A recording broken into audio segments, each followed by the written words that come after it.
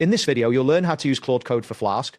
This guide explains how to set up a Flask application that interacts with the Claude Code API, enabling you to create a simple web service that responds with data generated by the API. Begin by installing the necessary Python libraries, open PowerShell on your computer. Once the PowerShell window appears, type the command pip install Flask requests and press enter. This command will download and install both Flask, a web framework, and requests, a library for making HTTP. Wait for the installation process to complete, as this might take a moment depending on your internet speed. Next, you will create a new Flask application.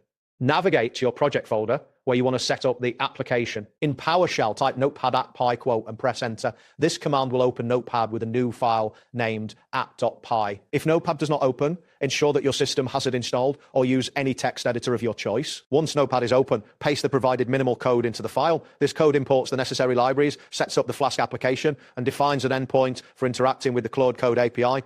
You will need to replace your _callow_code_k with your actual API key. This key is essential for authenticating your requests to the Claude Code service. After pasting the code, save your changes by selecting File and then Save in Notepad. Close Not PowerShell. You should ensure that the file is saved correctly and is located in the directory you intended. If needed, you can verify the file's presence by using the command diary in PowerShell to list the files in the current directory. Now, it's time to run your Flask application. In PowerShell, type python app.py quote and hit enter. This command will start the Flask server.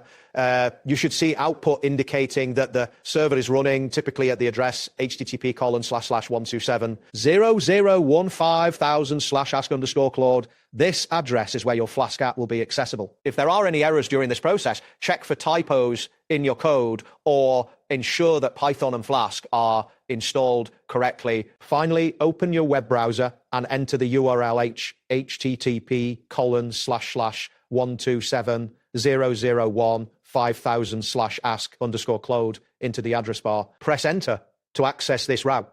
If everything is set up correctly, you should see a JSON response generated by Claude Code. This response will confirm that your Flask app is successfully communicating with the Claude Code API.